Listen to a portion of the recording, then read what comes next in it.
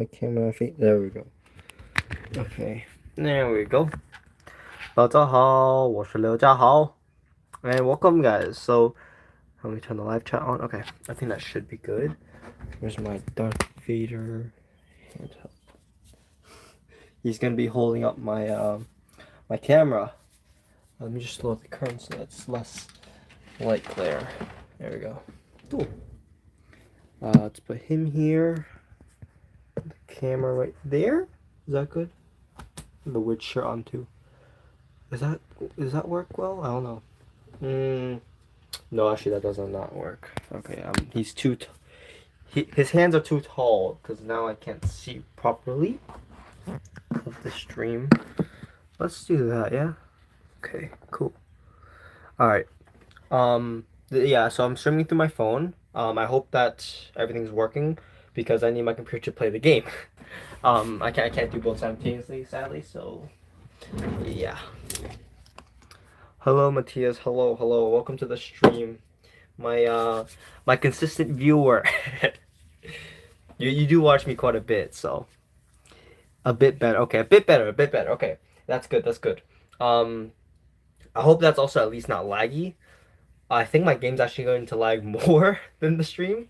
My phone should be fairly good, and the audio as well. If anything does happen, just let me know. I'll do my best to fix that. Okay, good. It's still my phone. So I think that should be better. Hopefully at least. Now, I'm gonna see. So I'll be playing Hearts of Iron 4 today. Sadly, I can't show you guys my game because, like I said in the description, it doesn't work. I have like a secondary channel where I do the testing just in case. I tested it shortly before and it did not work. So, sadly, yeah, this is the best you get. Let me just turn on my brightness. All right, Hearts of Iron 4.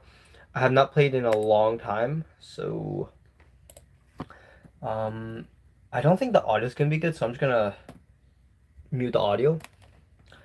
Let's see. Should I play that one? The 中文 no. Iron Man mode, Better China. I think I'll play the Better China version that I have instead of playing Manchukuo or something. Yeah. Okay, cool. So, all right, good. So, as I said before in yesterday's stream, I want to showcase myself and how I look and how I act when I do these type of games because, like I said before, I get dead silent, when I get like really into it. So this is just to give you a sample of how that feels. It's also why I think I prefer doing the fireside chats rather than playing the games.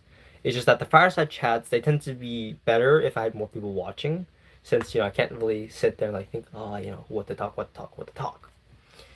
So there's that. I had an idea of like having some list of stuff to talk about, but I mean it's a 50-50 if it works or not. So there we go. Okay, cool. Yeah, so sadly you guys won't be able to see the Hearts of Iron 4 because it does not run. It just doesn't. I don't know. It doesn't want to. But yeah, there's the game. Got my plushies. My watch. I got like little stuff on my thing I need. I should probably throw those out by now. There's like no reason. Like I cleaned out my wallet and I kind of like left it there yesterday while I was doing my cleaning before the stream. So I should have just got rid of it. All right, so the game's beginning. Single player, new game, January 1st, 1936. I'm gonna be playing as China with Jiang Jieshi as the lead. This is my Better China list of stuff. I don't remember what's on it.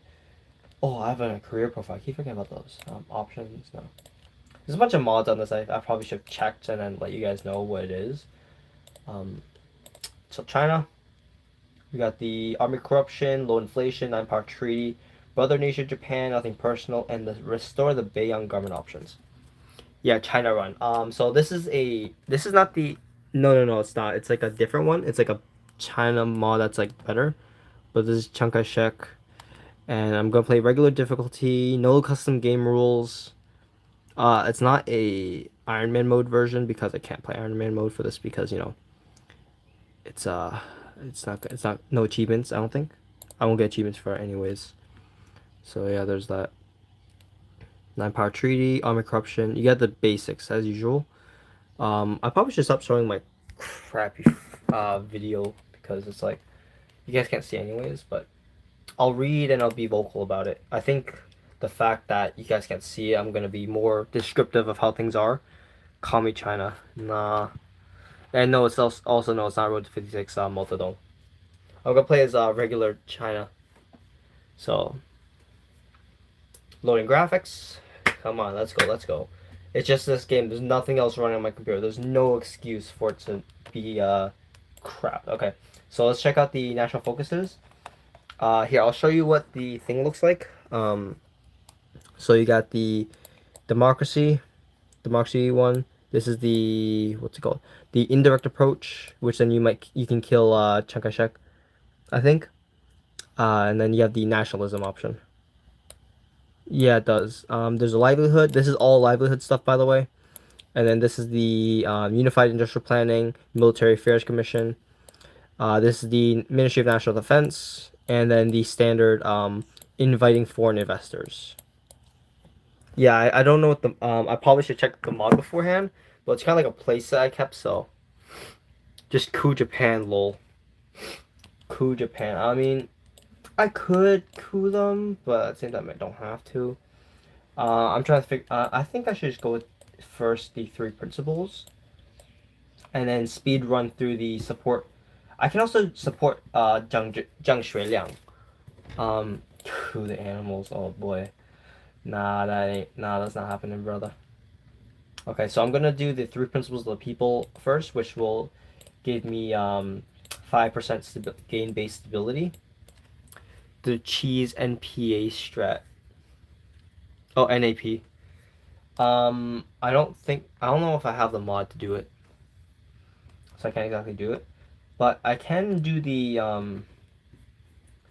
Let's see, where is it? I can do the restore the Beiyang government. Reorganize the Northeastern Army. Group skies in the Guangdong. I can if I take the what's it called? The Zhang Xueliang route, right? I can execute Hirohito. Debug nuking. Fast instant construction. NAP. Nah. Add latest. No, I'm not gonna do that. No. I'm gonna do like a standard vanilla run. I'm not gonna push those type of things, you know. So first things first. So let's build some civilian factories in Anhui is 80% speed. So I'll do that. I'll put one in Anhui. And then after that, I'm gonna grab a infrastructure and pop one in Damn, I don't have a lot of Anhui is the only good one, I think. I'll put in Jiangsu.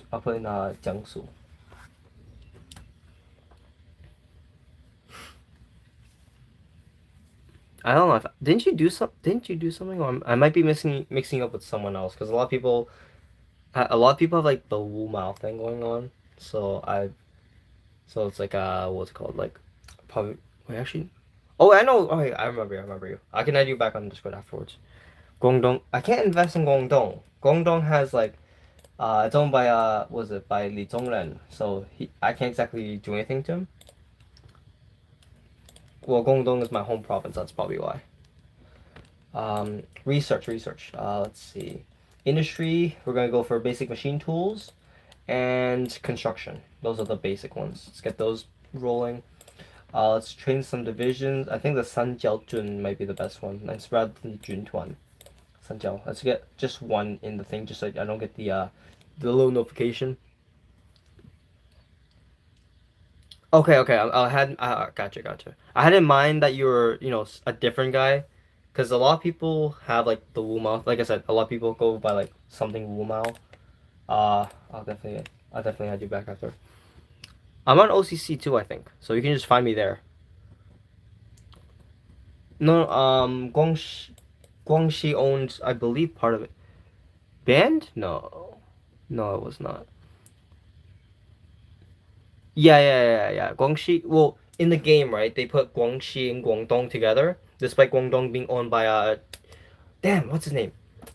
Chen something. He was the warlord of Guangdong until 1936. Okay, I'll check afterwards because I can't do the stream and then do that as well. So yeah, Chen Zhongming ruled until Sun Yat-sen. So like Sun Yat-sen aligned with Chen Zhongming earlier in the 1920s, but then Chen Zhongming betrayed Sun Yat-sen, which is why we had the Three Principal People book the way it is. But after Chen Zhongming took over, right, Sun Yat-sen came back after the help of from I believe Li Zongren and the New Guangxi clique, and afterwards was Chen a different Chen. Yeah, Chen Jitang. Yeah, that's him. Chen Jitang. He was the one that came afterwards. Heavenly King of the South. Yeah, Chen Jitang. That's the guy who came afterwards.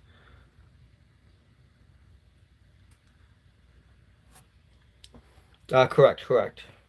Him and Zhang Fakui, and there's another guy. I think Shui Yue was from Guangdong, or was he from Guangxi? And extra content with the mod, I believe so. Yeah, they can form the Qing Dynasty. No, in the base game they can do the Qing Dynasty as well. Through the if you have the DLC for Waken the Tiger. Zhang Zhishi, he's I personally think he's a very controversial character in Chinese history, mainly because like yeah he led the country and stuff at especially difficult time, but the problem is that he had a lot of policies and a lot of like difficulties when he was ruling. There's especially you have the Shanghai Massacre, and then his effect, and then the February 27th incident. So yeah, he's from Ningbo. Yeah, he's a Zhengjiangman, Zhengjianren. Director Liu. Hello, Motley. Do I know you, Motley? I don't know if I know you. Yeah, Director General. Yeah, Mao Zedong is also like in like actual Mao Zedong. He was like he also had the same he had the same problems. I think a lot of people at the time had the same problems as Jiang Zhishir. Like a lot of people like here's the thing. There's a group of people who like really idolize Jiang Zhishir, and there's a group of people who really hate Jiang Zhishir. I'm kind of in the middle where I'm like he was bad, but everyone else is kind of bad too.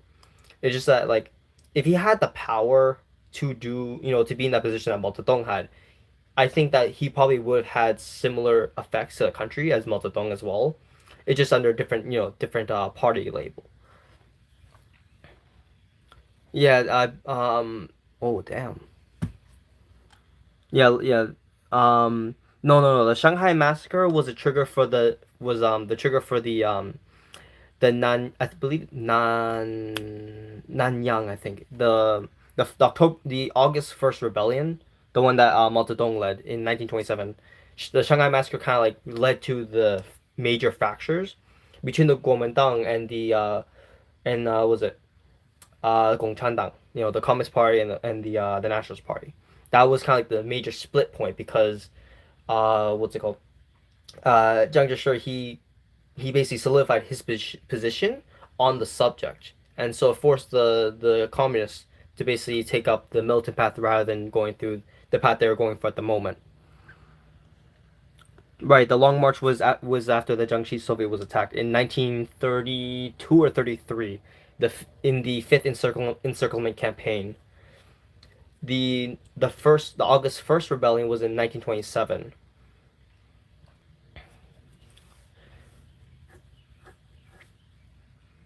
Well, no, Mao Zedong didn't go from Shanghai. He was in I believe Hunan when he led the rebellion in 1927. And then they slowly culminated across in different provinces, usually Hunan, Jiangxi, and Fujian in particular. Like the Fujian Soviet they created as well. And eventually got to the point where initially the communists were able to keep running away from Jiang Zhishir's forces, but because of the German trained troops that Jiang Zhishir was receiving, and also the new commanders that were coming from Germany, um, what was it Max Bauer, Alexander Falkenhausen, and there's one more, right? That third guy, he was the one that basically he was the guy that gave the type of strategy that Zhang Zhishi implemented in the 4th and 5th encirclement campaigns, which, although were much slower in the process, did allow him to almost crush the communists. And that was the 5th encirclement campaign was the one that led to the Long March.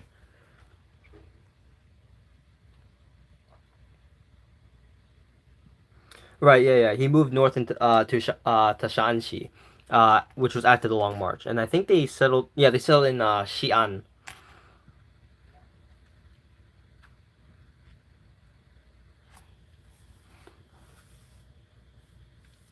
Who is half half? Wait, who are you referring to? I don't think I can. Yan'an. Yeah, Yan'an. Correct. Yan'an. It was Yan'an.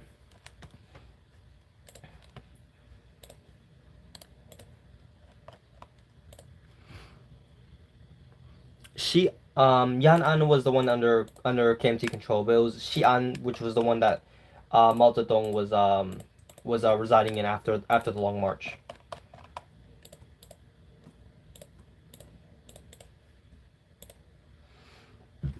Oh, I can't see the live chat anymore. Okay, there we go. Oh, Taktro. Oh. I haven't talked to a lot of people in ages, to be honest. I'm kind of out of touch with everyone. Let's see. So I can organize my men. Take the 132nd, the 14th Lujun, the 14th Root Army, the 2nd Cavalry.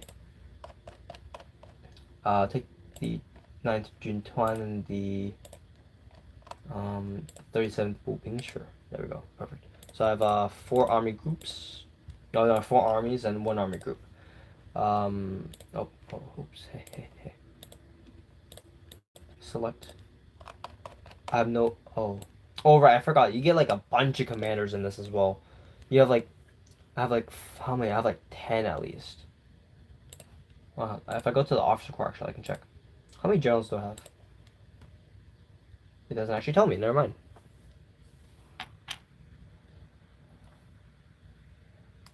HOI4 game turns in Chinese history. Yeah. I mean, that's not a big problem.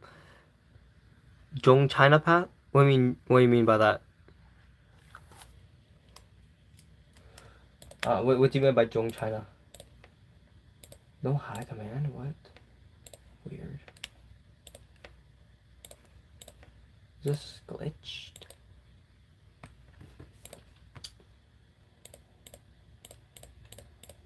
Reorganize the railway system.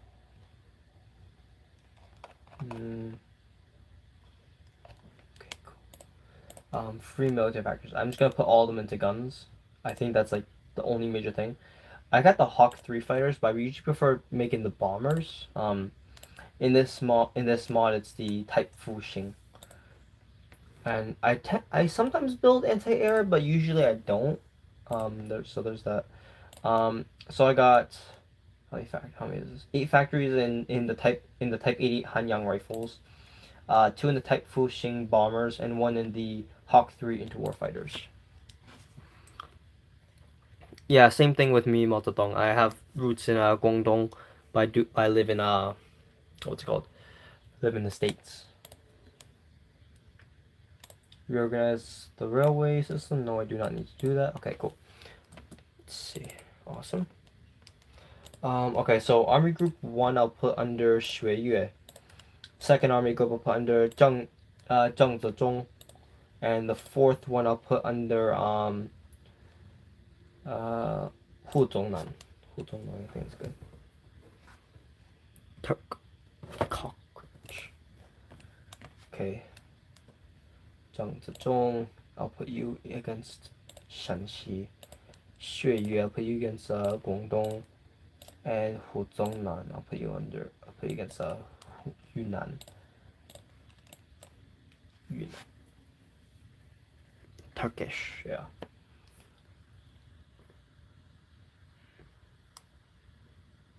Your Chinese pronunciation? Oh. I think mine is actually pretty bad too anyway, so. Okay. It took me a long time to properly pronounce everything, to be honest. So, um, let me. I'll list all. I'll do a flex and I'll list all my commanders. How about that? Oh, okay, gotcha. Okay, so all right. So my memory serves me right. You're the other one. So, my commanders, I got Sun Liren, Du Yuming, Dai Anlan, Liao Yaoxiang, Wang Yaowu, Gu Zhutong, Wei Lihuang, Bai Chongqi. Hmm? I mean, the problem, like, so if you saw my prior stream, the problem I have with doing that, um, is that I can't properly, do the multiplayer. I think I've only been lucky in a couple of times with a specific friend of mine. Also, thank you. This is the flag. I got it from I think I believe eBay. But I got it from eBay like around what 2 years ago, three, almost three. Holy sh! It's almost. I've owned that flag for almost 3 years. What the hell? Oh, I feel old. Damn, I feel so old. Oh, I feel old. Oh my god. Also, thank you, Vladlen. Thank you.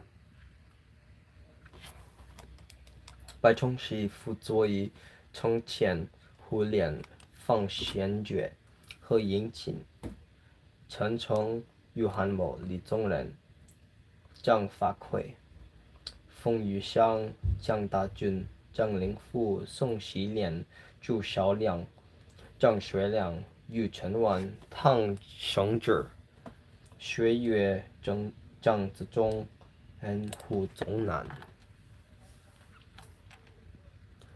I'm 20. I'm 20. I turned 20 not too long ago.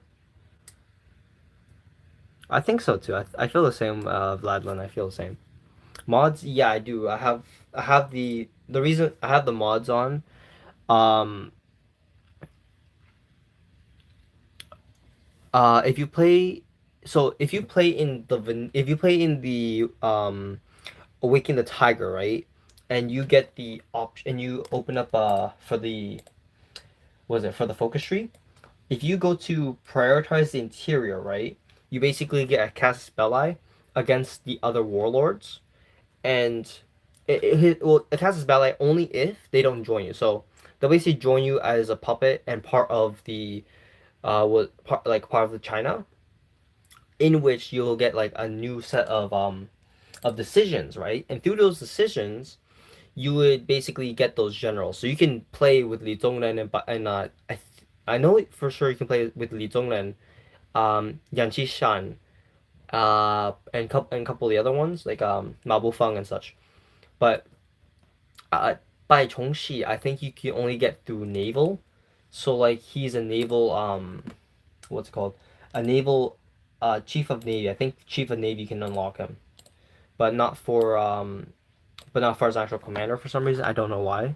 It's kind of weird they put him as navy rather than uh like what's the other guy's? What's one of the admiral's name? Chen Shaoquan. Like if you had like Chen Shaoquan for that, that would make sense rather than Bai Chongxi, because I think Bai Chongxi he didn't go into like navy stuff until I think after the retreat to Taiwan. If he did, anyways, I don't think he did though. It's just that he has like the naval looking uniform. Yeah, he's a Muslim. Yeah, Bai Chongxi's a Muslim. A Hong Kong tribe member. Why is that? Why do you think I look like one? Okay, I'll get nationalism so I can get that base stability. So I'm trying to think, right? Should I go for the usual route that most people would go for China, or should I go like this Zheng Shuiliang option? Because I think it's kind of cool. Yo, no. Well, I'm asking you, the viewers, because I'd like to see what you guys want. Yeah, subjugate the warlord. So, in the actual one, right? You take the three principles of the people, focus. Afterwards, you get nationalism.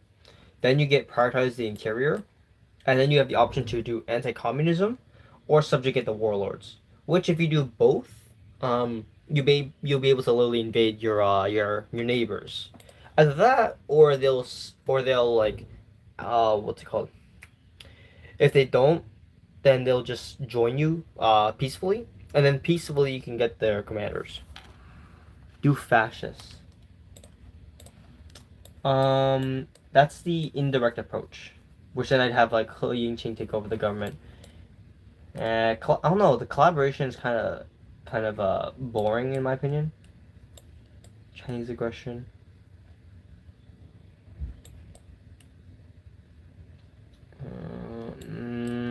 It's kind of a boring one to be honest.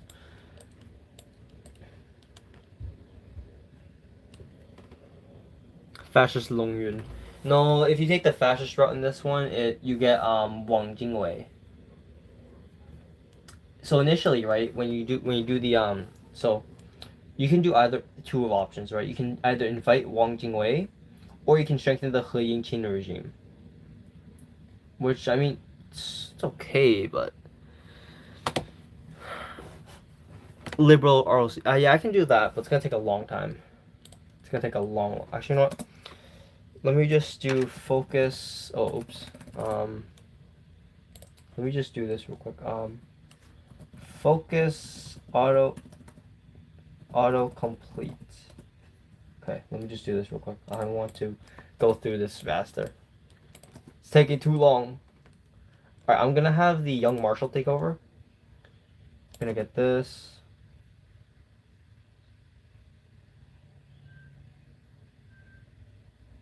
Delay the Japanese invasion. Yes.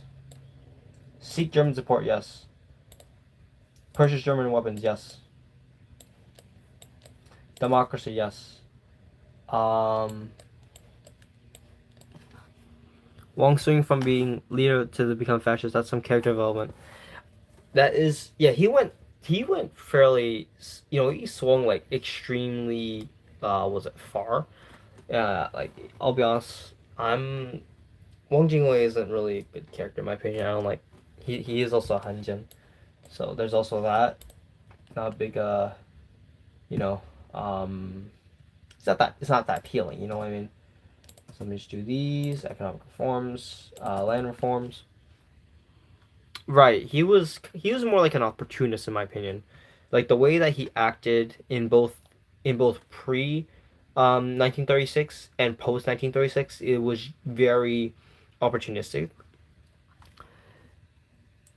You could consider him as one, yes. For me, it's more especially that 1946 1948 period. If I recall correctly, he also like protected several Japanese commanders, and you know from the tribunals when they were being tried for war crimes, and so he right yeah in 1945 1946 against Mao, correct, and he also recruited General Okamura, and I believe in 1948, I believe. Correct me if I'm wrong. He was a very famous Japanese general from that period, and he spared his life, and then had him serve the for the KMT as a military advisor.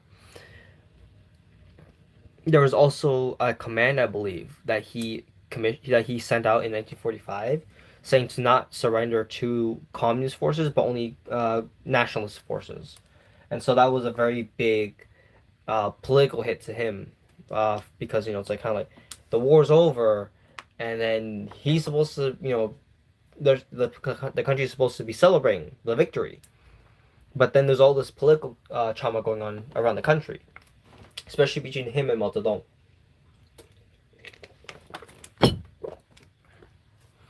At the same time, both the major parties, the communists and the nationalists, they did also clamp down on third parties and other factions within their own parties, and outlying parties as well that had kind of alignment, like left wing alignment or right wing alignment. And those other parties are the types that I think probably would have had a better chance at ruling China rather than the two major options. But of course, they had the armies, they had the guns, and so that was not possible for them.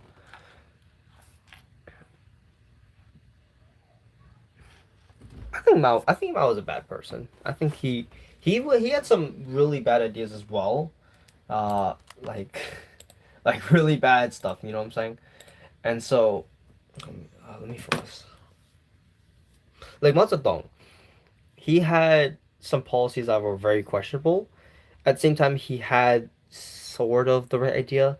It's just that he was horrible at implementing them, and that's kind of the reason why. That's like the main reason why, he's very controversial. Just a little. It was more than a little trolling. Oh, especially his swimming events. He'd always they say he'd always swim uh in I believe the Yellow River or the Yangtze right before any major event. And so that was kind of what led to the Cultural Revolution and the Great Leap Forward and like all this cultural oppression, both Han and non-Han. Right. Yeah, yeah, yeah. Yeah, exactly. There was the let the like the 100 flowers moon, like let the ideas bloom and blossom like 100 flowers. And following which there was he opened up the ideas of democracy and free thinking. And following which there was a lot of backlash from a lot of intellectuals at the time who were critical of Mao Zedong and his thought, especially through his Little Red Book. And you depending on who you believe, right? You can say either that he used it as Matthias said, as a way to find who was dissenting through this false belief that there is open and free thinking. And so then there's the other side, which saying that some people believe he had the right idea. It's just that because people are so critical that he began clamping down. I think it's kind of a mix of two. Like I think he had the intention, right, to find people who dissented against him, but I don't think he thought that there would be this many people to dissent against him and like talk bad about him. And it leads to the whole problem a lot of Chinese leaders at this period had. Jiang Zeshi, Mao Zedong, literally everyone had this problem where like they're so scared about their power, they're so scared about you know not having the control of the country. Because if anything happened, if there's any sign of weakness, then they'd be overthrown by someone even within the party. Or in the cases of like Sun Chuanfeng, you'd be assassinated by like the wife of someone you killed 5 years ago. And there's gonna be this massive power vacuum and all this. It's such a complicated period of Chinese history. It's like that in any part of civil war, especially in China. Like you can talk about this similar topic and like the similar problems they face with like Cao Cao and Liu Bei back in the Three Kingdoms period. It's the same thing when you come to the 10 Kingdoms and 16 the 10 dynasties and 16 kingdoms period, that too. Like you had the same problems and it's like that same depth where like there's so many factors and so many decisions and things you have to understand that it gets very complicated very easily. And unless you have that mental aptitude and to sit down and really think of all those factors, it gets really confusing, or you have to oversimplify things to the point that you kind of lose the meaning of what's going on and what's occurring. Now let me just I don't have this red book. I have the other one. This one. This book that's critical of Mao. It's called The Unknown Story of Mao. This one. I got this one of him. It's by Zhong Chang, the author of Wild Swans, and John Halliday. The Time newspaper quotes it an atomic bomb of a book. It's a national bestseller too. It's also really big and thick, and it talks about Mao throughout his life, and there's a lot of sources and a lot of interviews.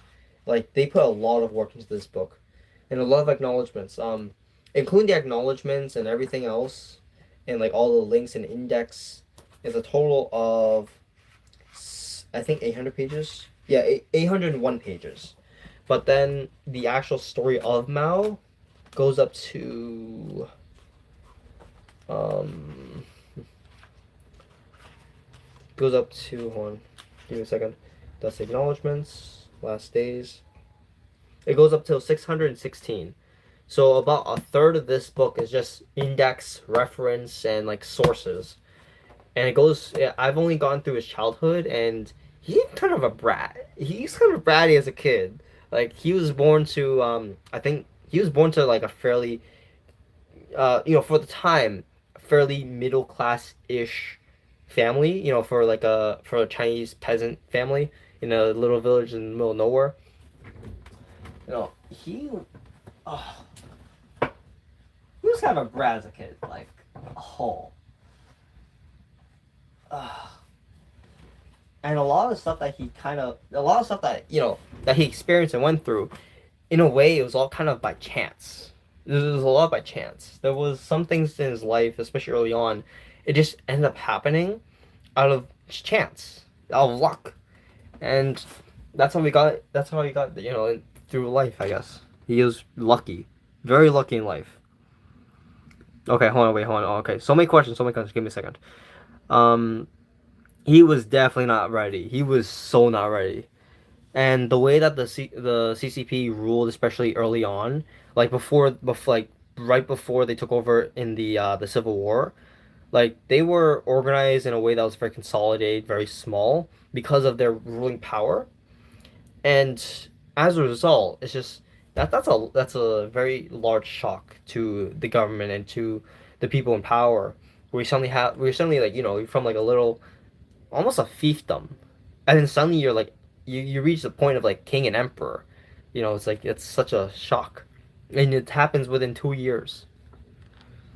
Four if you count the whole country, but they started getting majority of the country's ground by like 1948, 1949, two and a half, almost 3 years. Well, I mean, no support before 1937 is a bit overstretching it. Like Mao Zedong got lucky in terms of leadership because he was just not one of the 20 Bolsheviks who were ruling the party up until the Long March, because of their a lot of people blamed them for and their actions and their decisions, and like their stronghold with the Kremlin, right, in Moscow, as a reason why for their failure, because they always looked back to Europe as a way to say, like, to see what they need to do. They were trained in Europe, they were trained by the Russians, and then they were led, by communists in who were educated in Russia. One of the major party leaders too at the time prior to the Long March was a German guy. He took up a Chinese name as well. I forgot his name. I can't remember. I haven't talked about this in so long. I'm starting to forget things. I'm like, wow.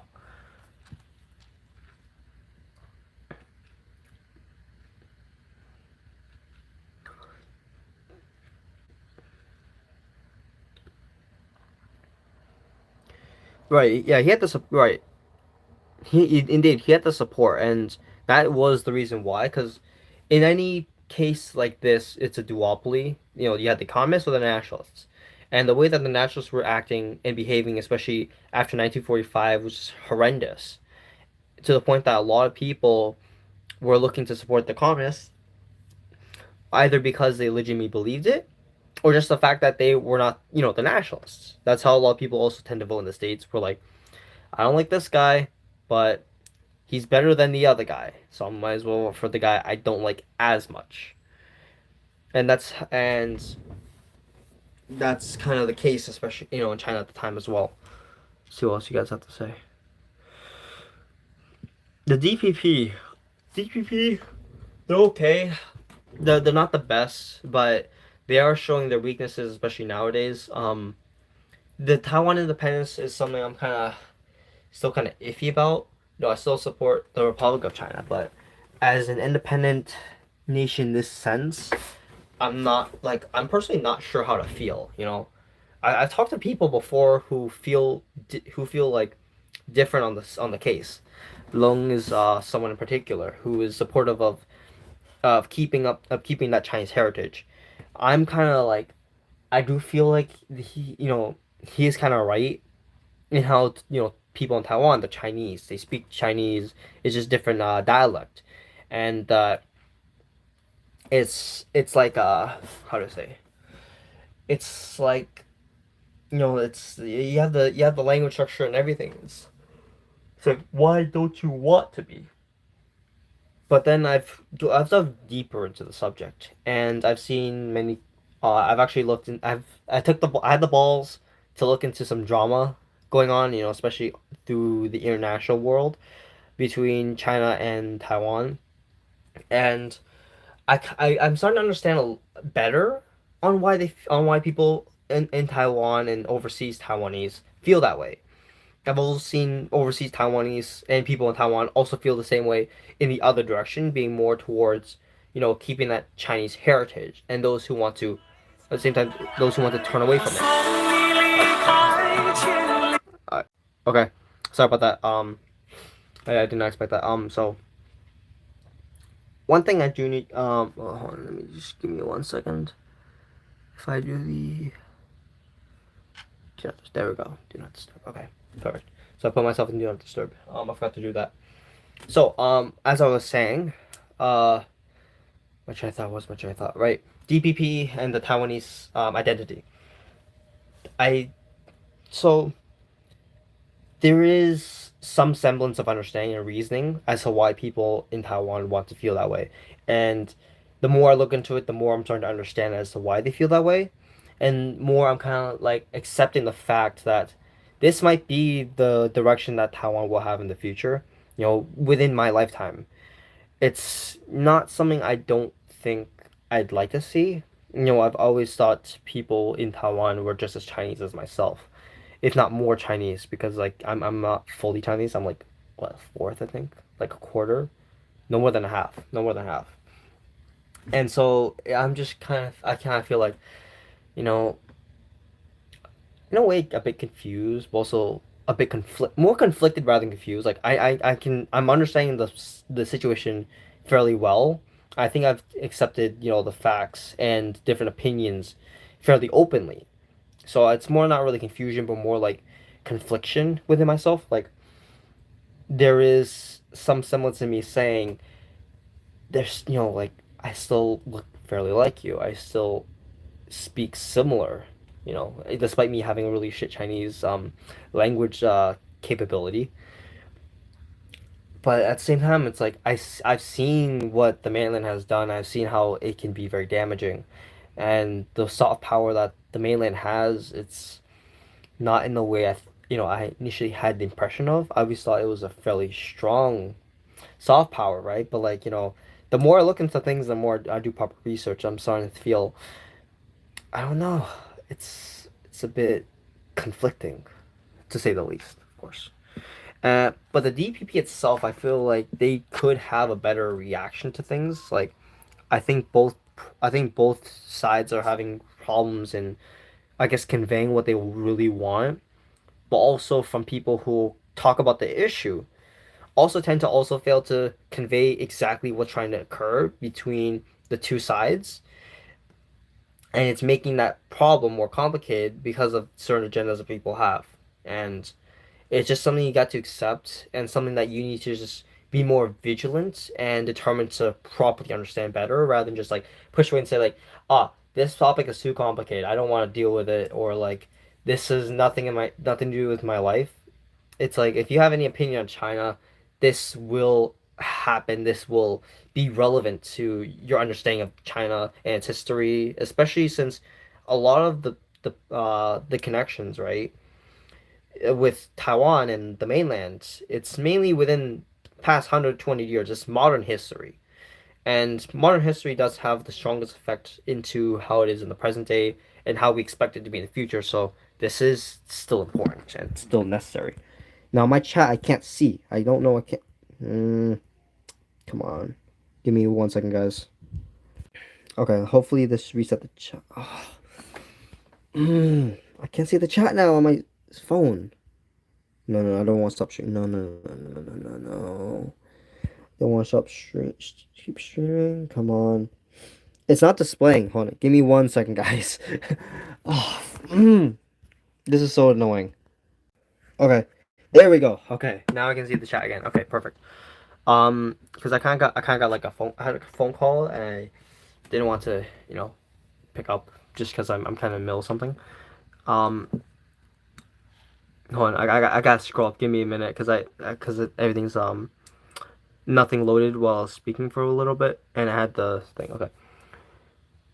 I mean, not. I don't think it's the only period. They had the Qing Dynasty, the Ming Dynasty, and the Han Dynasty. They are some of the most stable periods of time, with the Song and Tang being like the golden age of China, and Chinese art and poetry. So I don't think it's necessarily a big issue. You know, well, I don't think it's necessarily like the most stable, the only stable. It's just that I think to us we feel it's stable. This is, I feel like it's kind of a replication of like the Ming Dynasty and the Song and Tang. At some point, we're gonna see the return of like really big Chinese art and Chinese, like culture resurfacing again in a way that you probably didn't expect in a way. I've seen a lot of new like Chinese movies and Chinese like dramas, I guess. Some not a lot, but like some. And it's reaching that point where it seems like it's like Hong Kong 1980s all over again. Like there's some cool stuff happening, and I'm really happy and hopeful to see more of it. I look Indonesian and Malaysian. I do like I said, I have like South Asian blood in me as well. Well, Southeast Asian, Lao, Viet, Khmer. So I have that in me. But I'm only was it I have my Chinese blood through my grandfather and through my grandfather and through his parents.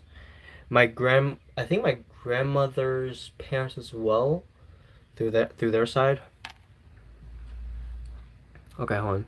Otto Braun, yeah, Lida was the was it, yeah, Lida or Otto Braun. He was the one of the communists from Europe who was leading the communists during the Long March, but then fell off favor because he kept failing at things.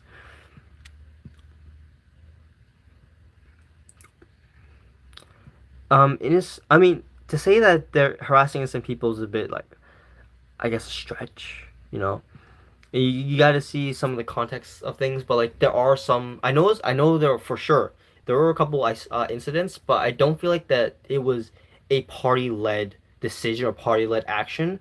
It seemed more like like isolated instances. It has the same problem like with the whole Taiwanese nationalism and the DPP. They have similar problems that China's nationalism on the mainland is also facing.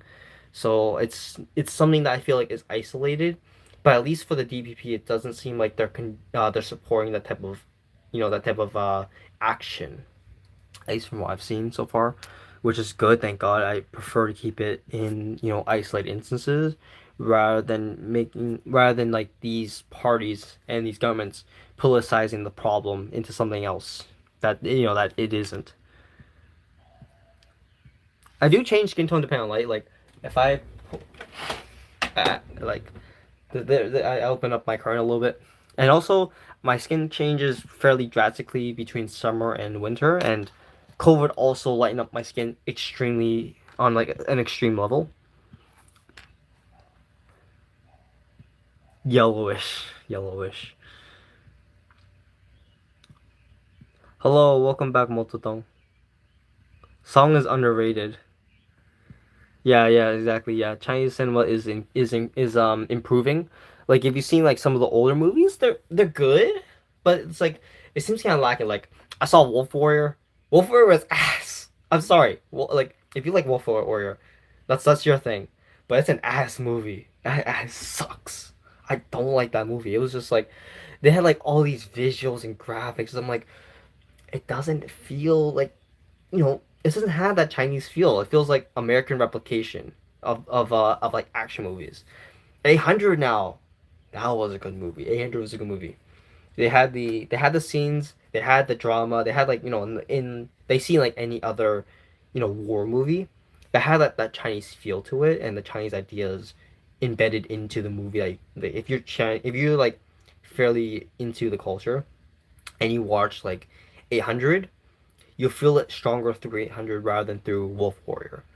And Wolf Warrior is kind of like more propaganda-ish. It's just like it doesn't give good vibes to me through the propaganda feel from it, but also from it just seemed like a copy paste American look. It just sucks.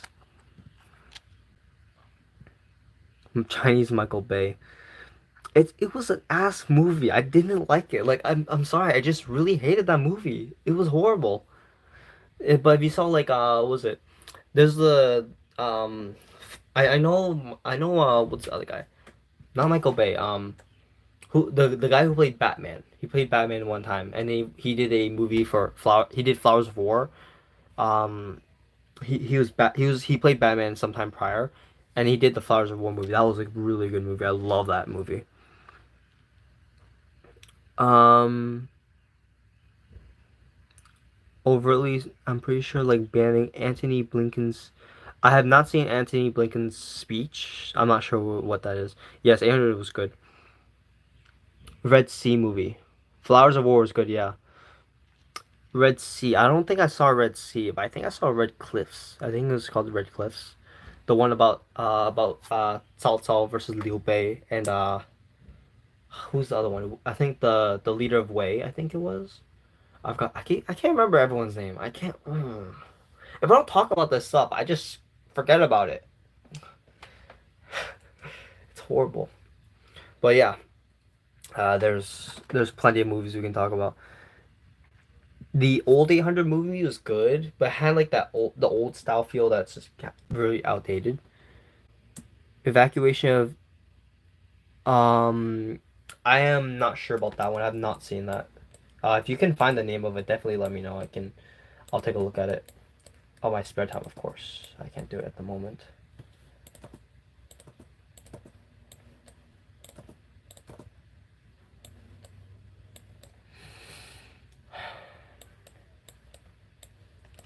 Let's see what else you guys saying. I haven't seen this one. Operation Red Sea. Okay. I have not seen that one. Like I said, I saw Red Cliffs. I thought Red Sea meaning like like something like China or something. Oh, my apologies.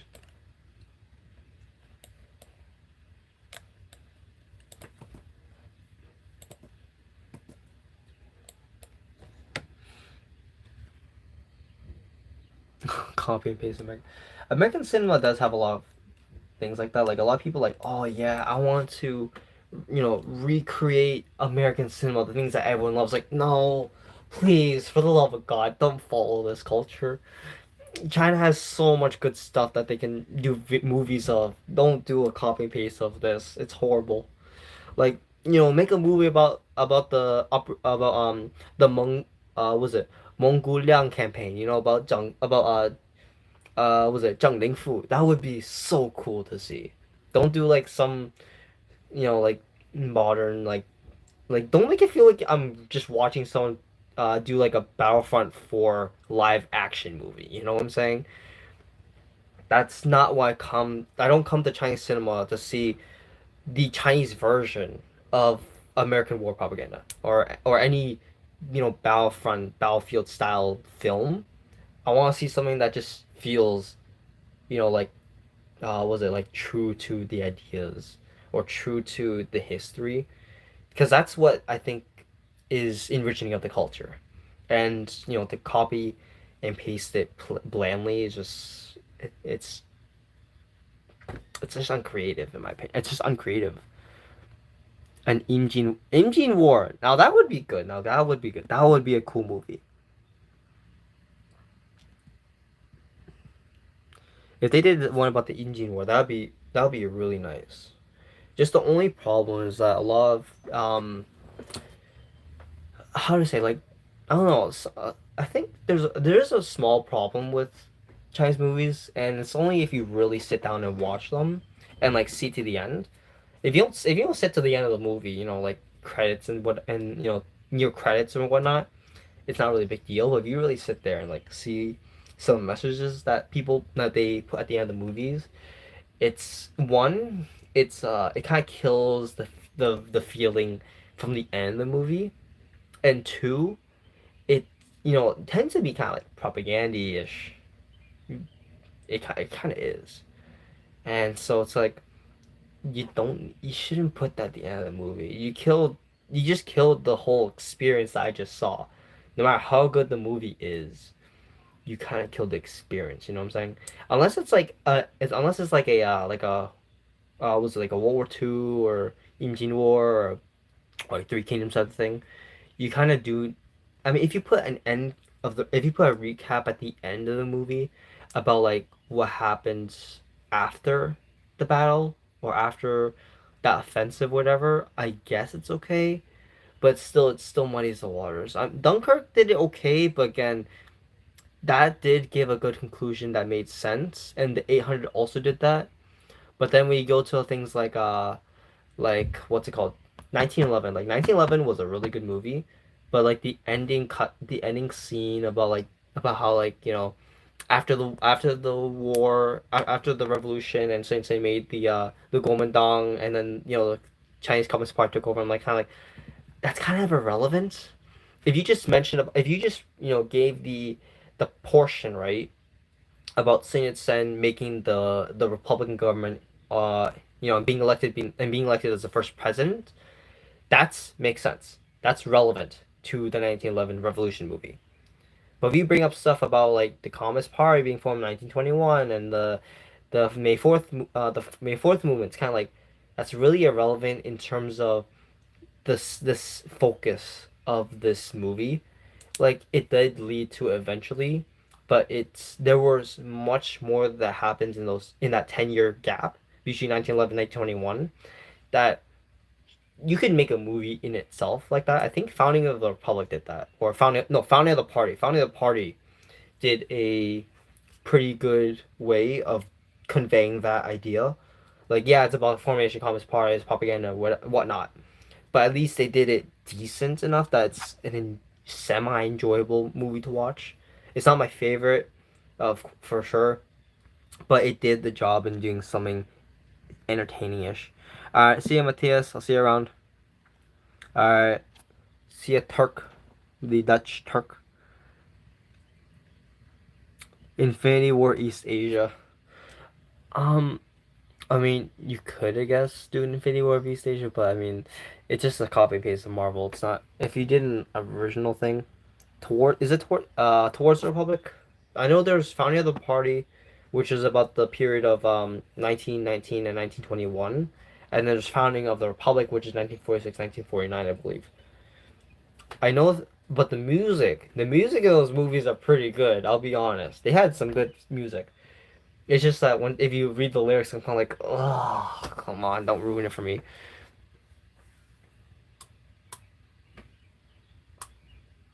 All right, no problem, no problem. Um, anything? I mean, is there anything else you guys want to speak of to me? Go ahead. Anything you want. Um, establish central bank. Yeah, new currency, central bank. No, the HOI4 worked. It's just that so the whole idea was that you guys would listen to me play the game or see my expression to see how like in depth I get into the game as an example. Because I mentioned yesterday when I play these games and I don't interact with the audience, I get so into it, like I get like blank slate face sometimes. And I just kind of wanted to play the game and showcase that feeling.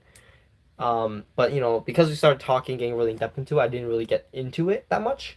And also because my computer can't handle the fact that I play the game and I'm streaming my face and just streaming in general. So I can't do that. That's why I have my face and my computer separate. And that's why I can't exactly see the game, sadly. That's just the only downside of that. And I hope that soon, it can be fixed. I've been looking into things like a new computer. I've been looking at. I have my eyes on an HP 14. Um, it's $500. I think I might look into that more and make my choice because it's kind of a good amount of cash. And I want to make sure that what I want is what I'm getting. I want to make sure for absolute sure. I don't want to go get it and then use it and it's slowly like I start regretting it and by then it'd be too late. I don't want that to happen. That's all. Remove forced labor. Okay, good.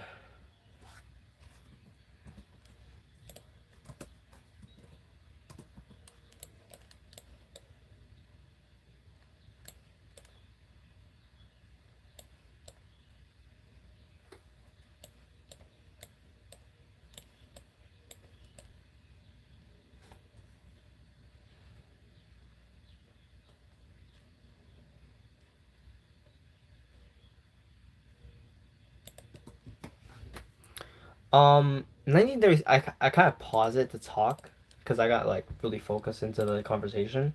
So I'm still in 1936. I did not get through anything. I got through like one focus, and I just started like messing around with the focus. So I have like a lot of the focus done now. Oh yeah, Jiang Shuilang's my leader now because I killed Chiang Kai-shek. Chiang Kai-shek is dead. He is no more.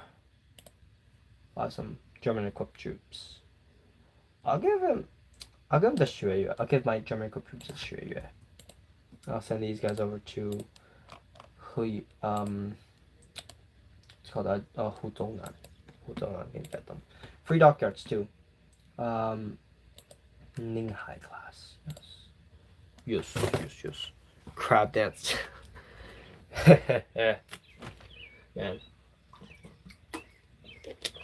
Man. Is my voice clear, by the way? I want to make sure my voice is clear or not. And if there's anything I can do to fix that. Because I want to make sure that you guys can hear me the way I feel like you should be. I want a clear voice when I speak. I don't want drab. I don't want that mumble. I think it's also like I have like salivation problem. I think might be a salivation thing. Audio's good. Okay, good. As long as you guys can hear me and understand me, I think I'll be honest. I think talking louder and talking more enunciated is helping me have a clearer voice, and I hope that helps. I want to make sure you guys have the best experience as possible. Y'all are my audience, you know. The only reason I do this is because people are willing to watch me. If no one watched me, I probably wouldn't do it. And so, it's like 5 people that watch, but like, who cares? It's enough that I'm like, I can live with it, you know. For now, at least, I want to grow. I want this channel to grow. I want to see development. I don't want to keep being stuck at this, you know, the bottom. I got 200 subscribers finally, which took, was it? But my thresholds have been slow to say the least. And I really wish my movie video edits got, you know, better. Starting off somewhere, yeah, it's somewhere. My 800 Heroes video got 5,000 views. It hit 5,000 not too long ago, and over 100 likes, which I'm happy for. That's like my favorite video that I really put dedication into, and I'm really happy that it did well. Which I kind of wish it did, you know, better. I thought I'd get more traction, but it is what it is. It's not the worst thing. So I'm just kind of like in my game. I'm just kind of like playing sitting duck now because I just gotta wait for these to happen. So in one of them, right, if you take the Jiang Shuilang route, you can do this thing called delay the Japanese invasion, and for 300 political power, I can delay them until 1939. So I got 3 years before I got 3 years to set my country up before I need to like really step things up. I'm like, yes, thank God for that.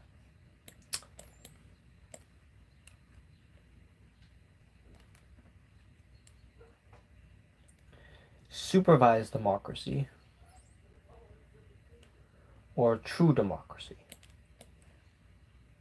Yeah, military tutelage. I'll be honest. My political ideas have changed drastically. Yeah, I get 3 years. So Japan's not going to attack me in 1937. They're going to attack me in 1939, at the earliest now. But in return, I don't get. I have like negative 300 political power, but then I regain it anyways through like other focuses. Well, yeah, I know, but like I can be like super strong, you know. Um. Okay, I got. All right, Debt of Blood is complete. Let's do the prepare for war. Prepare for war gives me, hold on. So I lose. Remove ineffective bureaucracy. Goods factories. 20% military goods fact. Oh, okay. Add war economy, so I get a war economy as a result of preparing for war. Yeah. If I do the reorganize, right? Reorganize the Northeastern Army, I get 10 divisions instantly. 10 free divisions. It's so cool. I can also restore the Beiyang if I really want to, or I can have the second Kanti, or have the second betrayal. So the first betrayal, right, is when Jiang Shilang comes into power. The second betrayal is when the communists take over, and I have a civil war. Yeah, I get 10 free divisions. So reorganize. So if I do the reorganize the Northeastern Army, the effect is 10 divisions with 9 battalions, 9 infantry battalions. So I get a 18 with the 10 18 with divisions of infantry. What do you mean, lol? It's decent. It works. It's not bad. You know, it's better than the Sanjiao Jun. It's better than the Sanjiao Jun. Hold on, let's see. Is it 18 combat with? Yeah, it's 18 combat with. Yeah. No, I mean, lol. It's not. I think it's pretty solid. Nine battalions, and I can swap 2 of them out for like artillery. Yeah, it would be. Or actually, no, 2 arty. Swap one infantry for an arty, and add an arty. Yes, I know what you mean by that. I know what you mean. Don't worry. I don't know what to do with the officer corps because the officer corps is kind of empty. I don't know why. I might be missing something. Who knows? But oh well. It is what it is. I do need to trade for some steel. I need some steel though. I have like negative 11 steel. No step back. No, I do not. I don't have no step back. I have loud. I think after Waking the Tag, I don't think I have. I don't think I have loud resistance or the boss first one, or no step back. I don't think I have any of them. So I just have base game spies and base turkey, like the base turkey changes and such. So yeah, it is what it is. It's not bad, you know, but it could be better. It could always be better. New fighters, good, and new bombers, awesome. Ethiopia has fallen.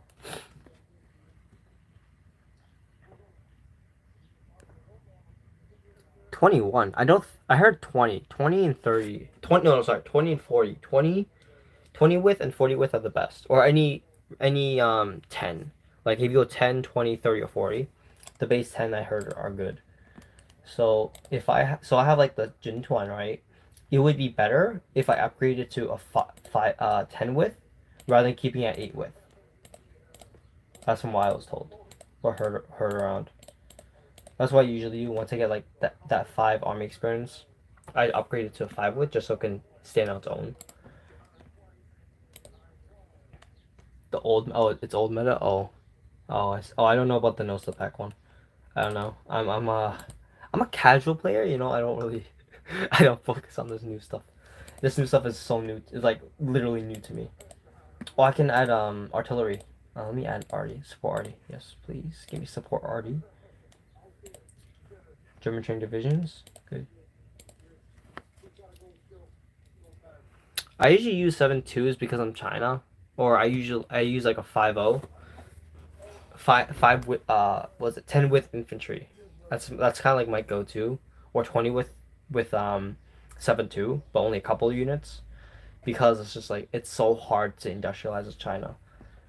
I have like the largest population in the whole thing, but like still, it doesn't hold a candle to other things.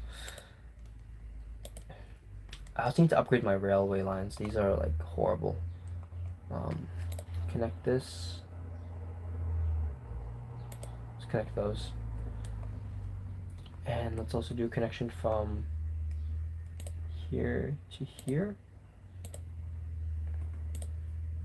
And upgrade this line from Nanjing to Shanghai. Upgrade that line, please. Like these are like some really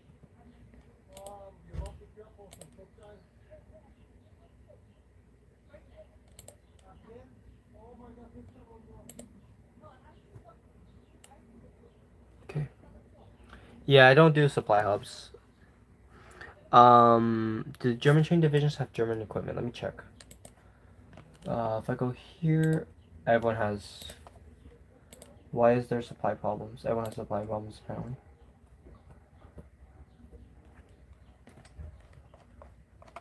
Damn, supply problems. Everyone's having supply problems, damn. Okay, I'll pull you guys out.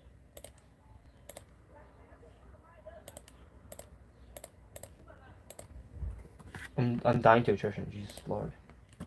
My German train divisions have no actually. It uses the Hanyang Type 88. But I do have some of them do have the Car 98K. So the Car 98K, I think it might be a problem with the fact that there's attrition. So they aren't fully with the Car 98, sadly enough. Because I was dumb and didn't check my thing. So they lost, yeah, I think they probably had like a 50-50 ratio or something, but they kind of lost quite a bit of that, so it's kind of a bad thing that happened. Consequences, I guess. Also, I don't have support equipment either. I always thought of investing into the Navy, but I never play Navy. Yeah. Yeah, attrition destroyed them all. Oh, yes, indeed. You are correct. Such a sad thing. Right. I mean, in terms of the experience, I get, but like in terms of the guns, I don't understand.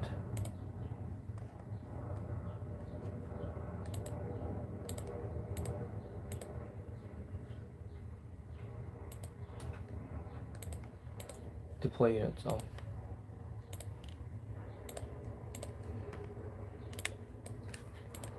Reorganizing the Northeast Army. Perfect. How my other units aren't facing attrition? Oh, they have attrition too. Damn. The South has horrible. The South is just ass. It's ass cheeks. Sit in the mount. Probably. That is probably what happens, to be honest.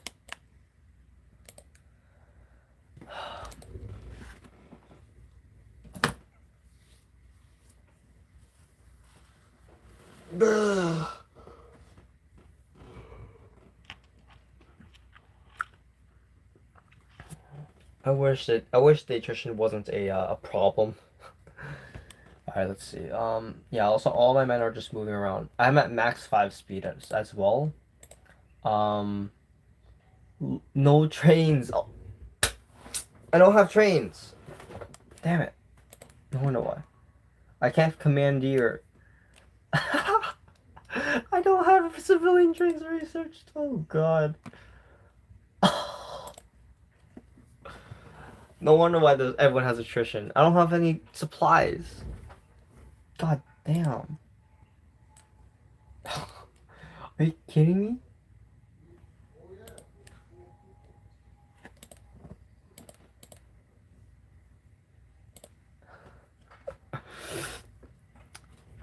I can't. Yeah, it's horses at the moment, but like so the logistics requires I need 5 trains. I have none stockpiled.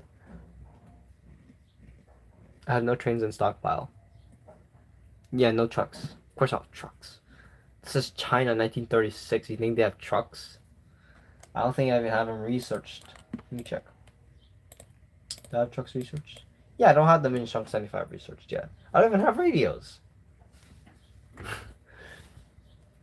No radios. Oh, Jesus Lord. I guess they're running with messengers, just having like a guy with a piece of paper and just running around. No telegraphs either, I bet. Yeah, that's true, that's true. That's probably gonna happen. You know what'd be cool is if you could see the Great Wall from the map, but no, they don't show that. That'd be nice. At least remnants of it, you know. It would be a nice touch. Because I only see the rivers, and then if you go into like that area, like in the East Hebei and like South Chahar region, that's where the Great Wall should be. So it's kind of like, it would be nice to see that, but no. Oh well. But at least I have fortifications, so that's good. Okay, no more attrition, thank goodness. I need to upgrade. Oh, that's cool. That would be nice if we could have the Forbidden City. Nope. They don't want that. Okay, time to get civilian trains finally. I need trains. Also, I need to go to... I'm upgrading my railways as well, by the way. So I think that should help. But it's not enough, which is the problem. The problem is just not... It's that it's not enough. I can do everything in my power to change this, and it just doesn't change. I'm like, bruh. Why you gotta do this to me? Avatar: The Last Airbender holds up. Last thing say sounds more reasonable, to be honest, rather than seeing 1, 2, 3, 4. Rather than seeing the what's called the Forbidden City. It does seem more believable, you know. If I go to support, yeah, let's get this Type 24 heavy machine gun and the HOI 82mm mortar. Let's get those done. Let's see. So reorganizing the Northeastern Army. I got 30 more days on that. Insufficient. I always have insufficient resources always. How many I got 11 military, 4 naval dockyards, and 27 civilian factories. I also have 2 civilian factories from occupation, which I think is for Xikang and Zunyi. Where am I occupying? What areas am I occupying? Oh, Spanish Civil War just fired. Forced loans, yes please. Give me those forced loans.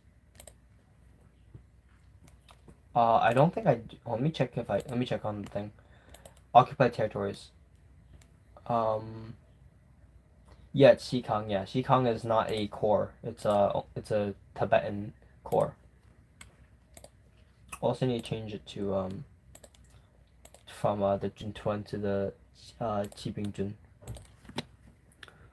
Factories in Xikang. I don't know where my occupation factories are.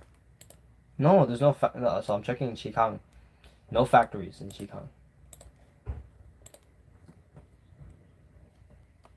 I don't know where my occupied areas are, but it says I have 2 from occupied areas. Yeah, from occupation. I don't know where though. It's kind of weird.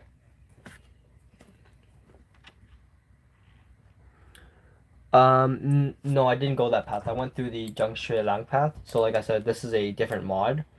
So when I do this one, right? Instead, I have the support Zheng Xuelang, and I have the Debt of Blood, Prepare for War, and I'm doing Reorganize the Northeastern Army. If I went support the government, then I would have gotten the Prioritize the Interior and the Subjugate the Warlords option. But I went the other route. If you go for Zheng Xuelang, you get Subjugate the Warlords. You get the Foreign Threats option instead, which is the left side, which goes for the United Front, and picking a fight with Japan.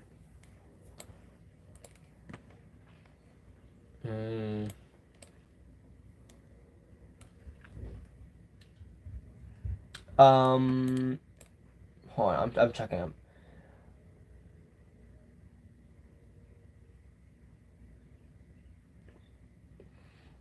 That actually I can choose. I can choose actually. So for that, right, like you asked, if I consolidate, so the Warlord Consolidation, that's the centralized power option, which let me see if I can pressure the Warlord's decision. So that's if I do the.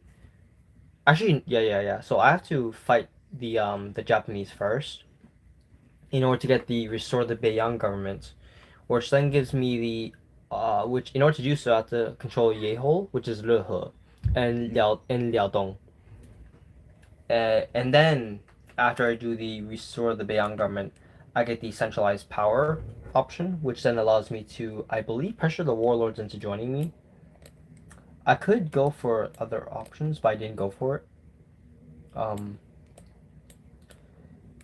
Yeah, so recruit spies in in Guangdong, in the Kwantung, the Japanese army in the region. Why can I go? Can I not go for it? Let me check. Let me see why I cannot select it. Oh, I have to fight Japan first. So yeah, in order to go through, you have to fight Japan first. So I'll just focus on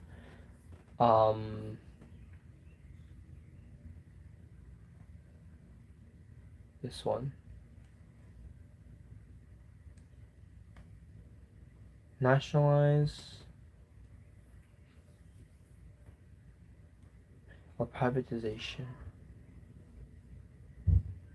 Grain tax.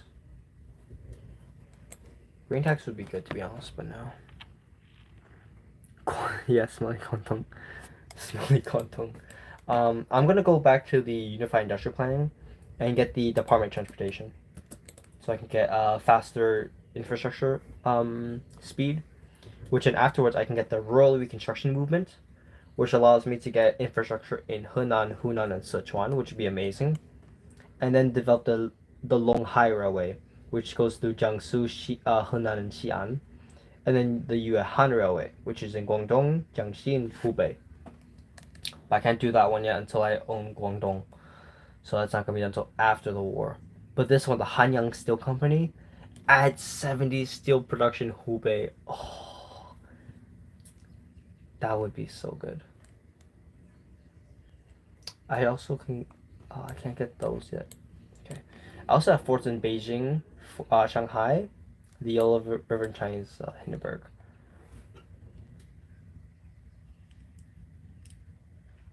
Well, I mean, I could have subjugated the warlords, but I chose not to, because I went for the Zhang Shuilang route rather than for the standard KMT route. That's the main reason why. So that though I think I can delay the invasion if I did go support government. I haven't played this mod in a long time. And plus I'm going through all the livelihood options. So livelihood, right, gives me a gain base stability of 5% and modifies the food crisis by our population factor of plus 5%. Introducing the welfare system gave me 5% stability. Land reforms gave me 5% construction speed. The refugee relief policy, I don't know. Actually, hold on. Can I see it from here? No, I cannot. I don't know what that did. I don't know what the New Life movement. I forgot what some of these did actually. Agricultural reforms also helped remove the food crisis better. The employment reforms gave me 5% construction speed. Reorganizing the union, completely removed the forced labor part. And then there's education reforms, new cultural movement, women's liberation, public schooling, new currency, economic reforms, and then all my financial policies. So that's the livelihood section. And I can develop this now that I have the time, which helps me get rid of a lot of my negative factors like the inflation, the uneducated citizens, the food crisis and famine, and forced labor problems. So I have the time to focus on complaining against those. Oh, huh? Army. I think there is army reform, but so the Northeastern Army, right? Those eight. So, it's a 9 battalion infantry division. So I get 900 guns from that and 9,000 soldiers. But it's level 5 veterans. Oh shit. Oh, that's awesome. So they're like maxed out veterans. That's awesome. I'll put Zhang Long on them. Yeah. Yeah, buddy. No, I mean like level. See, it's the max level. It's level 5 veterans. That's like the best you can get in the game. You can't get anything higher than that. Plus 75% modifier in combat. So they're maxed out. They're maxed out troops. That's amazing. That's 90,000 soldiers. Yeah.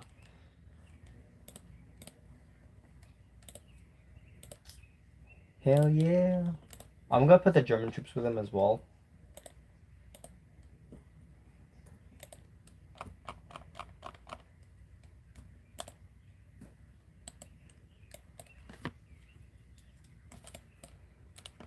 Oh, my dockyards are done. Okay, let's build more cruisers. The cruisers actually do pretty well against the Japanese, so I'll keep building those. Chinese Avengers. Yes, the Northeastern Army is doing amazing. I love it. So I got Pinghai, Ninghai, Haiqi, Hailong, Haicheng, Haichou, Zhaohe, Yingrui, Pinghai, Dadong, and Zhejiang. In my navy, I got eight light cruisers and 2 destroyers.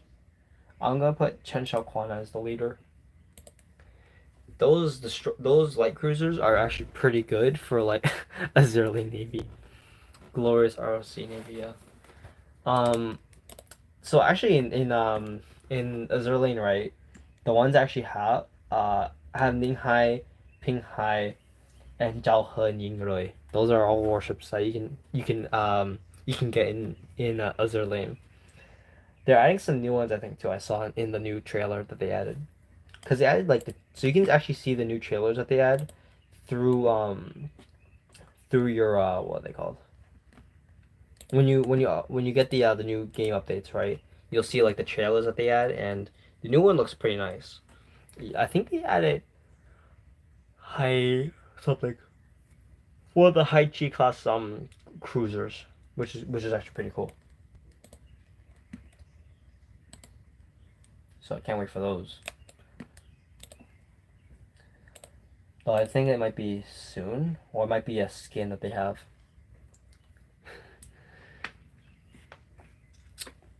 I have some really rare warships from them, like Marie Rose. You can't get her anymore because if they have any collaboration events, if you don't get them in the collab events, that's it. There's no like reruns of those because they're special collaborations with other companies. Like Hololive, they did a special collaboration long time I think before I even began, and there's a couple others as well. So if you can't get certain ships that you want in those collaboration ones, good luck. You're not gonna find them anymore. Oh, you did? Oh, I don't think I started kind of late for Azur so I don't think I was lucky to get any of them. But it is what it is, you know. Can't do anything about it. I do have a couple others of the rare ones, so that's fine by me. Plus, the people in the Hall of Life are um, specifically in that event. I don't think I've watched any of them yet. I've watched some, but I usually watch like the English speaking ones, not the Japanese speaking ones. I only know Central Marine. Once I clear up space on my phone, I can do it better. But for now, it's just gonna be like this. Um, the thing about the Israeli one, it might be kind of boring. That's my concern. It might be boring. But also, I gotta figure out how to do the live through YouTube to screen my thing. Yeah, they got disbanded. Yeah, those I saw the drama for that one. The drama of the Hololive China, like CN. It was it was crazy. It was extremely crazy.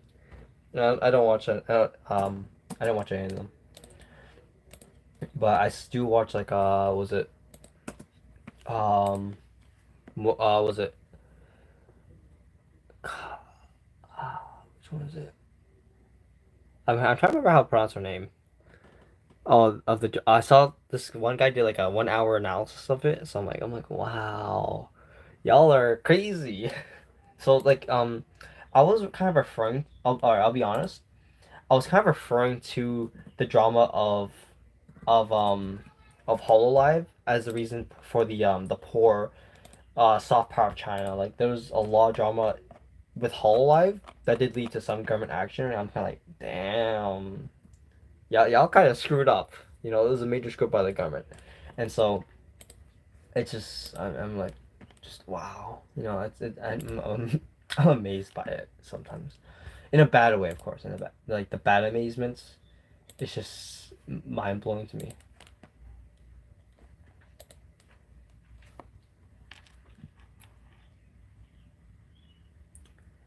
I think I'm pretty sure they did move on to Bilibili independently, but like I don't use Bilibili in that way. I don't think I think I only used Bilibili like once, like like once in my life. And it was just download a specific video I was looking for. Um, like they have some good stuff there, but it's not the stuff I'm looking for. You know what I mean? Oh yeah, it has been quite a bit. We have been 1 hour. No, what do you mean 1 hour? It's been an hour and a half. Come on now, hour and a half. Get it right.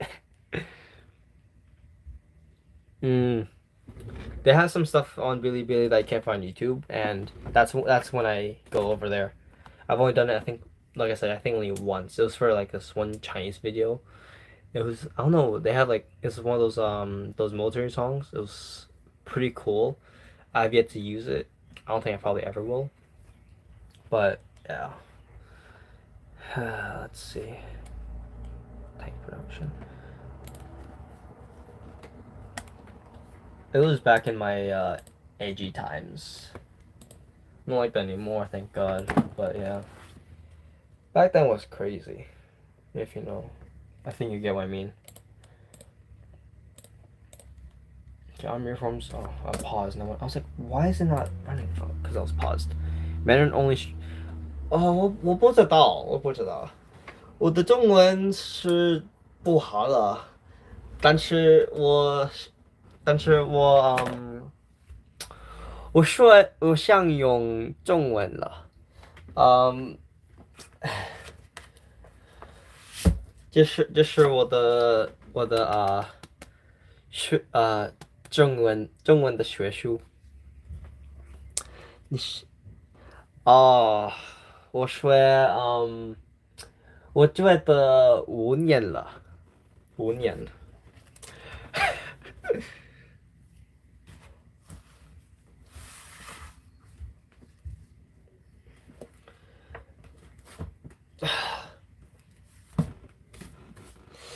5年里啊，哪里？嗯，但是我的家人没有说中文，我们用我们用英文，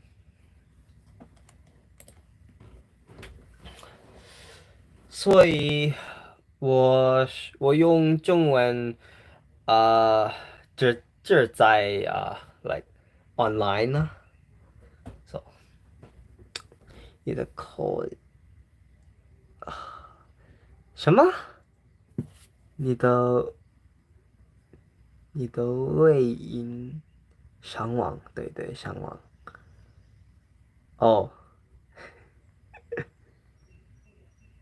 还可以。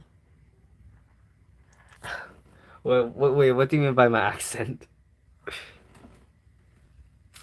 I've been told it sounds American. What do you think? Is it American? Could be better. Could be better. Could be better. 我知道，我知道。I've been told before, you know. Mine ears. How long did it take you to study? Or like how long have you been studying? Free trains. Yes, free train button. Give me free train button. Finally, logistics have been fulfilled. Let's go.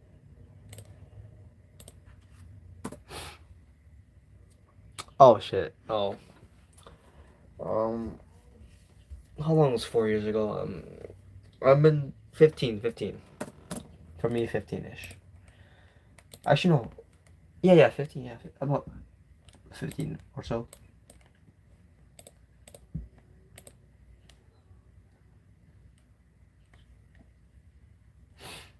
So I've been studying for quite some time, though it's only improving a little bit.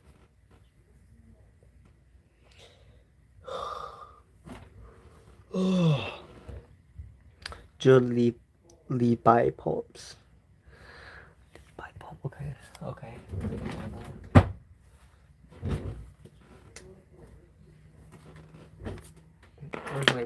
and that I was using yesterday. Oh, there it is. Levi.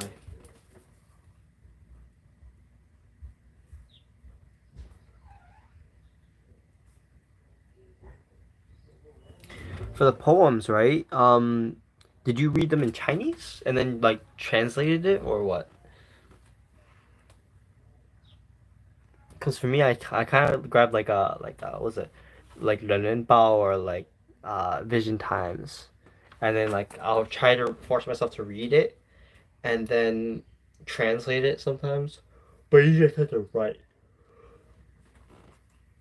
But like I'll be honest, my typing skills for Chinese are much better than my speaking skills. So I do want to do a Mandarin stream, but it's just that I'm kind of reluctant. Plus, I my reading isn't as good as my writing. Mm. But I think my rank has gone to shit anyways. Let me see what you wrote. And I've been trying to focus more on traditional Chinese rather than simplified anyways. But my books are all simplified.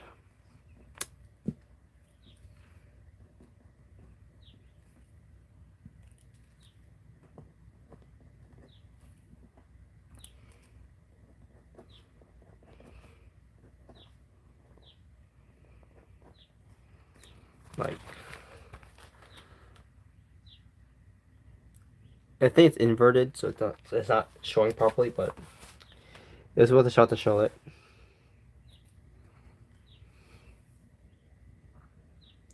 Another video? Whose video?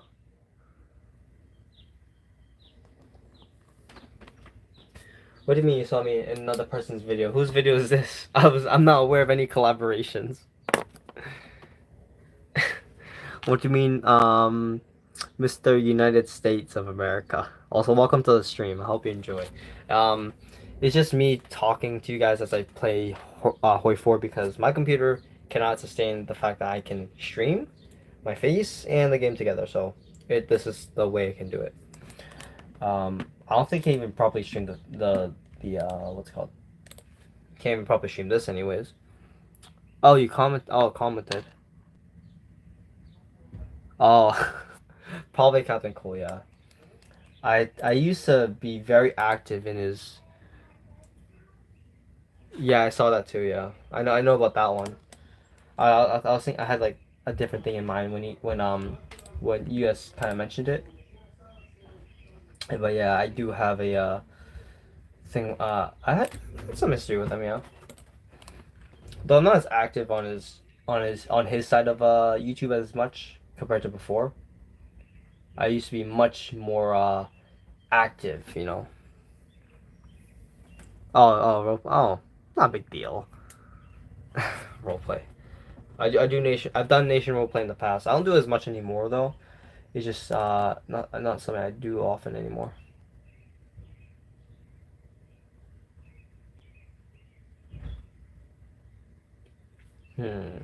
Max speed and invisibility, but smaller deck size. I feel you. I feel you. It gets stressful and toxic sometimes to the point that I'm kind of like, damn, do I really want to, do it again or not? So I'm kind of like, nah, I'd rather not deal with all that, too much drama.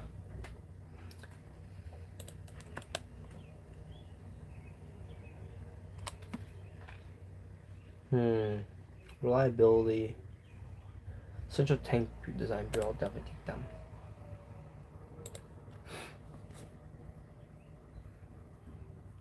Yeah, I think LNER, yeah.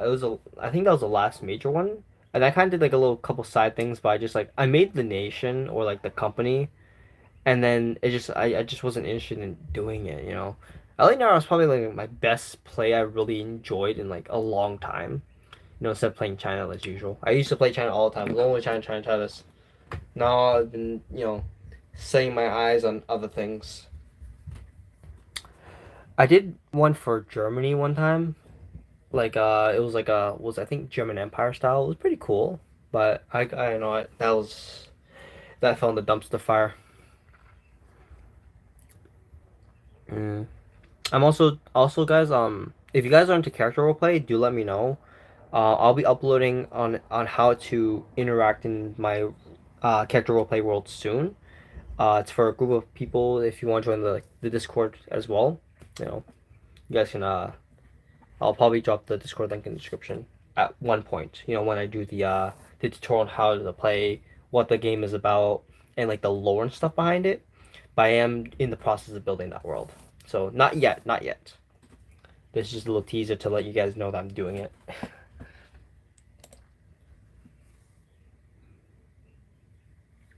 Why why you guys keep being banned? Tell me why you guys keep being banned. My God, like what do you guys say and do? Like, oh jeez, toxicity online is horrible.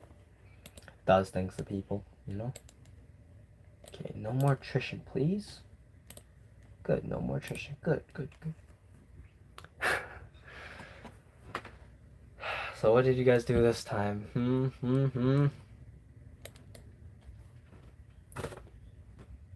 Oh. Yeah, Mai. Almost. Give me 20 minutes. Okay, let me cancel the order for Zhang Zezhong. And I'll put him onto area defense for now. I think that would be better off for him. Since I don't need to, I'm not fighting these warlords anyways, you know. So I see no real point in doing it. So I'm just gonna keep them like reserves and coastal defense. Okay, that should be good.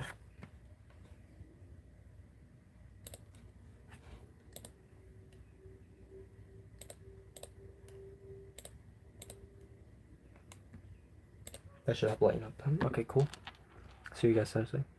Me, Taiwan? No, I'm from I'm from what is it? Like Guangdong. I'm from the my dad's side's from the mainland. But I do support the Republic of China. So there's that. There's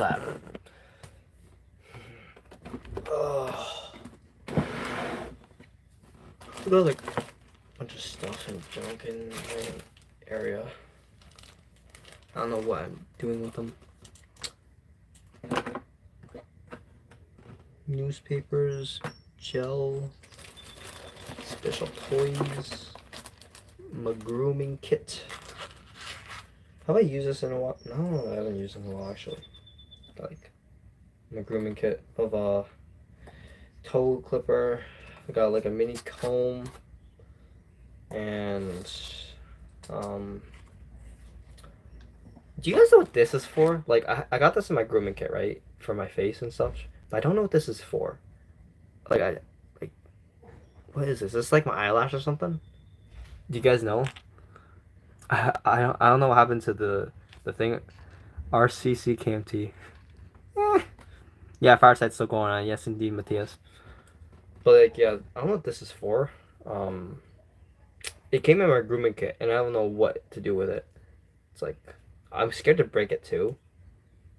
Hold on. I might break it on camera. So, oh, okay, it didn't break. Oh, it might be a shave. I don't know. It looks like a shave to me. What? Read what letters? Oh, it says Brookstone. Brookstone is a company.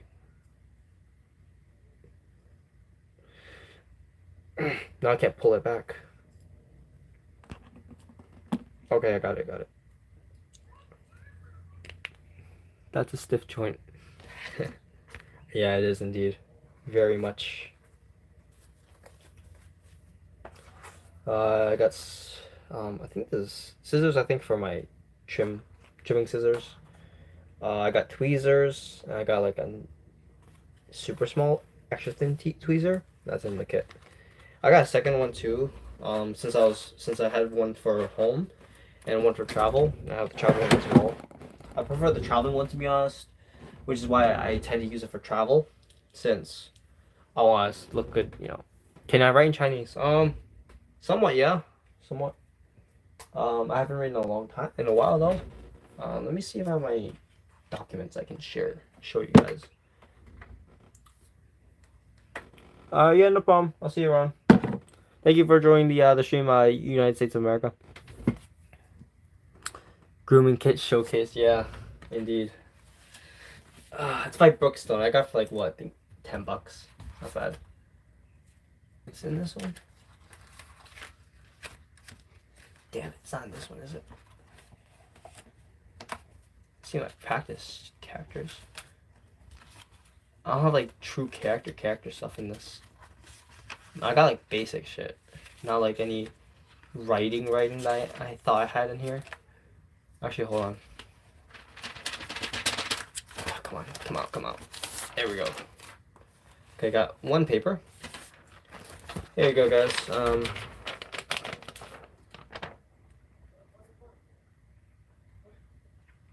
That's my characters. It was for class work. Alright, yeah. Go ahead and study piano. Alright, enjoy yourself, Masaton. Thank you for joining the stream. I think so, Matthias. I'm gonna end the stream soon. I do have to eat dinner, even though I'm not really hungry. Also, I have been on the streaming off for almost like 2 hours now. I think around the 2 hour mark, I'm gonna call it quits, unless you also head out, since you're the only one left. Plug my charger in the computer, just so it doesn't die. It's still 1936 still, actually, because I also was a dumbass and left it pause again. Okay, let's see. Let's add engineer. No, engineering's already good. Support companies. Let's get the Minchung truck, actually. Yeah, cool. Aircraft carrier. Aircraft design. No, nothing interests me. I'll keep going for a little bit longer, then afterwards I'm gonna call it quits for the night, because I'm a bit tired, too. I think I have to eat dinner. I wish we practiced Erhu. I forgot my Erhu at my grandma's house. It's dumb. I was like dumb for some reason.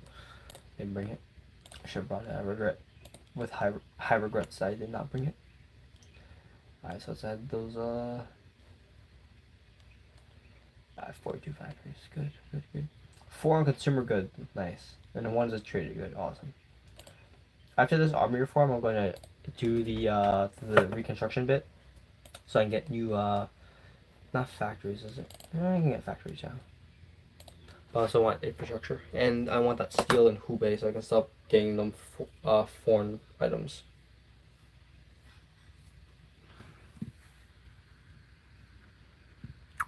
$150 mark, I'll cut it quartz.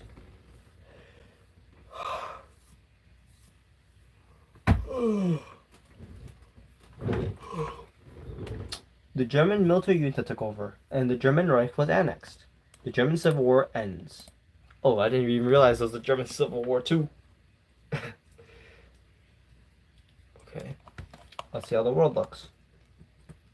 Alright, so Spain is winning against nationalist Spain. So I think the Republicans are winning, actually, by the looks of it.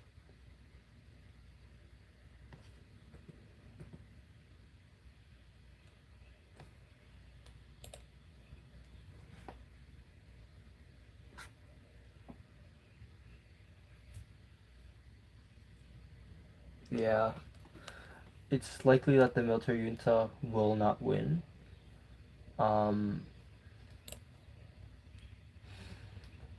Yeah, by the looks of it, they will lose against the other ones. Alright, so now I have the army reforms complete.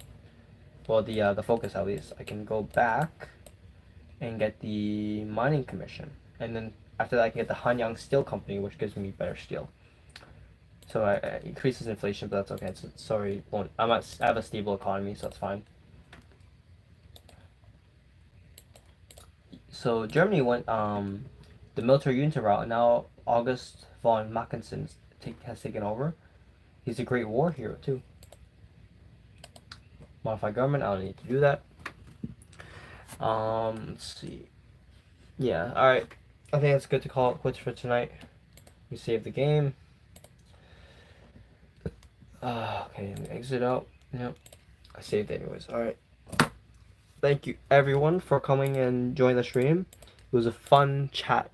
I enjoyed a lot sitting down and just talking, to be honest, for like majority of the stream. That was fine. That was perfectly fine. I had no complaints with that. I hope the quality through my phone is much better. if so, I will definitely use my phone for the Fireside chats rather than my computer. And like I said, I'm looking to a $500 HP 14. So if I do get it, we can see much better progress and maybe better streaming quality. So, anyways, it's an hour 50 minutes into the stream, and I think most of you guys are up now. Yeah, I forgot. Oh, I saw. My apologies, Matthias. I didn't see the comment. You don't have to call me Director General. Also, just one more thing. I am thinking of changing the name of the channel because I think Zhongjian Liu is a bit too hard to find as a channel name. So I was thinking maybe Director General, or I don't know, something similar, something Liu, or something in similar regard. Um, I think the rebranding will be necessary in order to have people find me, because like that's a hard name to look up and people don't know pinyin. And if you do, is all Chinese, and I kind of want to have a fair amount of audience rather than people who are on my Discord or know me through Discord. Yeah, it's nice to see that people who do know me watch my stuff and enjoy it. Though I do like seeing some new faces. It'd be nice, very nice to see. I hope that my speaking skills are better. Compared to before. I think I was very bland. I think I'm much better, though. That's all through you guys. So, anyways, Leo the Train Man. I mean, because like then I'd have to do like all train orientated things. I need something a little bit I say versatile. Because I do more. Because for sure I do more than just trains. I do gaming. I do like my video edits. I do like meme stuff, and I want that to kind of like portray through my name. Anyways, thank you guys all for watching. I enjoyed this very much. I hope you guys also enjoyed, and you know, I'll keep doing as best as I can and get another stream out soon. The infrastructure, maybe, but I'll keep any ideas noted, and then soon I'll probably post about the rebranding. I think originally the General Liu was better than Zhongjian Liu. I think it was much better, to be honest, and or even my actual Chinese name Liu Jiahao. I think that sticking to either those two would have been a much better option, but it is what it is, and so I might even get a new profile picture, maybe. Commission someone for something similar, I've had it for a long time, like 3 years at least now, and I enjoy the profile picture. I enjoy the guy who made it for me, and so soon things will be changing. I want to, see some success. I'm getting a little bit tired of being small and insignificant. Yeah. So thank you all for watching, and I hope that my voice is better, my speaking is better. You can understand what I'm saying much better. I like to go back to my streams and listen to myself, and sometimes I feel I don't know, my voice sounds crappy to me. I think I was just born unlucky with a odd voice, in my opinion. So it's not a proper streaming voice in my thought, and so I hope that I can get it better, and I can improve it to a way that I think more people would enjoy seeing me, and we'll stick around. Anyways, thank you all for watching, and I'm happy that you guys are here to back me up. It was a fun stream. I enjoyed talking. I enjoyed talking to you guys. Okay, well, I'll accept the compliment humbly. But yeah, thank you all for sticking around and continue to watch my content. I like seeing that people are out there that appreciate my work and enjoy sticking by me. Hopefully I'll get up there, but especially to the more core loyal members. I can't forget you guys. If you change your username, I'll forget you for sure. But if you stick as the way you are, we'll see each other much more often. Anyways, thank you guys for watching, and I hope you guys have a good morning, good afternoon, and good night. 再见。